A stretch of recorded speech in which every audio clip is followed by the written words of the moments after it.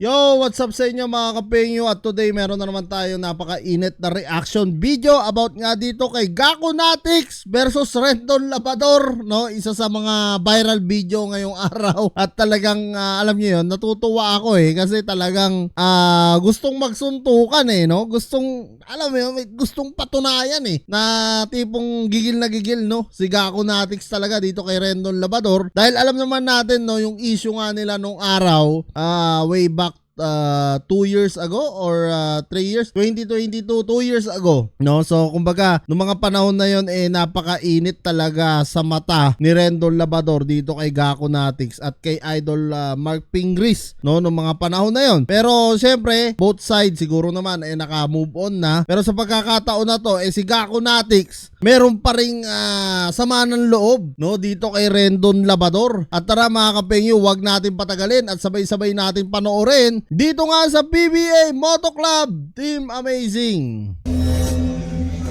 Ayun at talagang lulusob si Gako.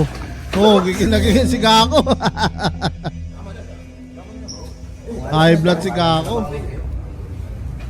Si JJ parang natatawa-tawa mga kapengyo. Ewan ko kung totoo ba o hindi. Pero si Gako seryoso talaga siya, no? Si Rendon,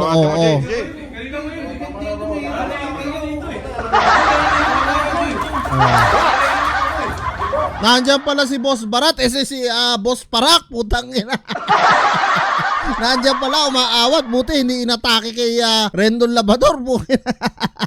Si Gako talagang alam mo yun, parang pikon na pikon siya no, dito kay Rendon Labrador. Pero sa totoong buhay, sa mga hindi nakakaalam, mabait po yan, no, si Gakunatics. Mga na-meet ko na yan Si Rendon Labrador, okay din po yan. Lalo na yung kapatid niya na si Haring Bangis, no. Napakabait na tao po, no. Shoutout kay Haring Bangis nga pala. At syempre, shoutout din kay Rico Meyerhopper, JJ Helterbrand, no, na mga talagang solid na iniidolo natin pagdating sa mga laro ng basketball, no. Lalo na dito sa PBA Moto Club. This is not the content lang yun, bro Content lang yun Ba't ganyan? Alam mo professional kayo, bro. Bisita tayo dito sa ibang tao. Ba't ganun? Ano yung pikon si Gako? Hindi. Yung tagal na nun 2 years na yung bro Okay na yung boss. Ang tagal kong hinintay to. Dito ko pa lang makikita yan Kita nyo ang tagal kong hinantay to. Dito ko lang pala makikita yan. Kasi sa totoo lang, si Gakunatics ang isa sa humamon, no, dito kay Rendon Labrador, na kung saan mag 1v1 nga sila at pupustahan, no, ng PBA Moto Club para sa donation, no, for 10 million. Kaso lang yun nga, hindi naman kumasa, no, yung kampo neto ni Rendon Labrador, which is naglabas naman si MG ng pera noon nung mga panahon na yon, pero hindi nga naisatupad ang labanan na Gakunatics at Rendon. Pero sa pagkakataon na ito na nagkita na nga sila, nasabi nga ni Gakunatics matagal niya raw hinintay ito, baka matupad na mga kapengyo, no, yung 1v1 ito. Parang hindi professional yun Hindi professional, bro Hindi daw professional, Kaibigan ko rito si Rendon. So, alright, try natin pag-ayusin silang dalawa ngayon para at least matapos na dito sa event na to. Kasi mahirap yung may sama ka ng loob, di ba? Oo, tama, totoo naman. Hindi kasi bro Hindi boss kasi ito mahirap yan pagka pinagdikit mo yung kanina pa mainit. Ngayon pagka pag-uusapan Puta, ba talagang matindi mga banat ni Boss Barat dito. Ni Boss Parak pala, putang ina. kaysa maganyan-ganyan sila, kung sa basketball, basketball sila maglaro. Kaya kasi si Jeremy may sama din talaga ng Oo, masama yung loob ni Jerwin Hindi ako, maayos naman ako Saka nakakaya kasi kanina. Isipin mo ka, boss, ang daming taong dumaan kanina, narinig ka sisigawan. Siyempre, kahit pa paano kilalang personalidad tayo dito. Tapos, nakaabutan ng ganun. Hindi, ito lang. Para sa akin na lang, Brad. Total, tropa naman tayo, matagal tayo ng tropa. Para sa akin na lang. Okay lang ba yun? Tara. Hindi, ikaw, ano mo ba? Ito parang ano kasi ito si Gako. Hindi, basta mag-uusap lang, boss. Mag-uusap lang sila. Ito, okay ito lang. Kasi nakakaya Hindi, dito. kung gusto niya, 1-on-1 na lang kami. Basketball Putang ina, talaga naghahamon si Rendon, no? 1-on-1 na lang daw. Sa lahat to. Kahit sa anak ko kahit ano ko Ano? Ha? Ba? Si Gako, parang hindi pa okay si Gako Init pa rin. Hindi, mainit bro Oo. Gax, ano ba talaga? Ano na nga, oh. Dito na, lumala siya ngayon lumalapit sa'yo dito. Oh. Sige, pre. Oh, sige. Okay. Malapit. Para sa'yo, pre. Sige. Okay lang. Ano ba gusto mo? Hindi, anong gusto mo? Para matapos Ano ba, suntukan o basketball? Ay, wala problema kahit ano ako. Ayun, oh, puta. Mainit, oh. Kahit ano rin ako eh. Oh. Oh, puta, maganda to, ha. Basketball na lang para maganda ang laban, no? Hindi na kailangan na dumaan sa pisikalan kasi hindi naman ng mga bata yan, no? So, much better kung sa basketball nila dadaanin talaga to, mga kapengyo. Panoorin natin, tuloy pa natin. Ayan, Ano naman mapagkasundoan natin, di yun. Ikaw, Jay, ano sa'yo? Ako para sa akin, pre, para wala rin, hindi rin masyadong magkasakitan. Basketball na lang. Oo, tama, tama. Basketball na lang. Hindi yun naman talaga yung hamon mo dati. Bagay. Ayun, oh, matutupad na, oh. Kita sa event na to. So, sige, gawin natin. Ikaw lang yung maganda. So, ano? Palag? Wala.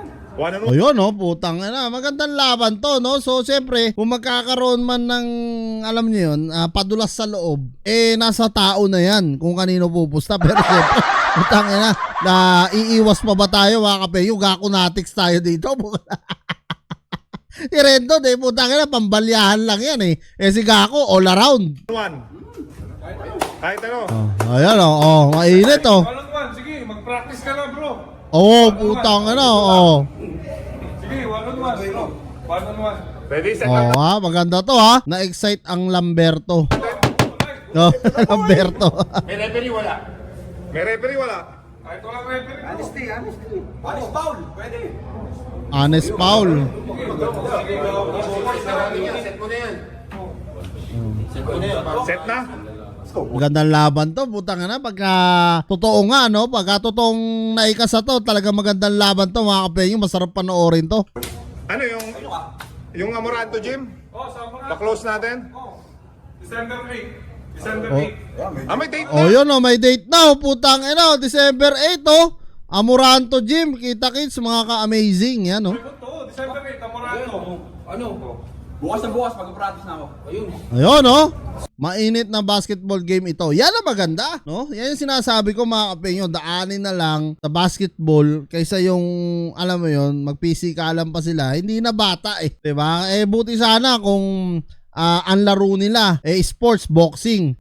Yun, okay lang, sports lang. 3 rounds mag-sparring sila. Pero ito hindi naman mga bata na ito, mga kapenyo, at sa basketball nagsimula yung issue. Maganda rin tapusin nila dito rin sa basketball, no? Which is maganda naman talaga yung mga payo din na nasa paligid nila, no? At least hindi walang udyok na mapunta sa pisikalan. Oh, magkamay na kayo ngayon. Ay, tingnan na. Kamay muna kayo para deal. Hindi, yung ganon. Yung ganon. Seryoso si Gako, pero si JJ parang tumatawa-tawa. Yan, oh. Thank you, promise, oh. Tapos na yung laro. Yun, puta, maganda to, ha. Baka patalo, hindi makipagkamay. Hindi. Loko-loko talaga to si Rendon. Baka pag natalo raw, hindi makapagkamay. Ang tayo, sports lang tayo. Tama, sports lang. Matalo. Talo, oo. Matalo ka. Hindi ako papayag. So yan, mga kapenyo, ha. Yan, December 8 nga raw, ha.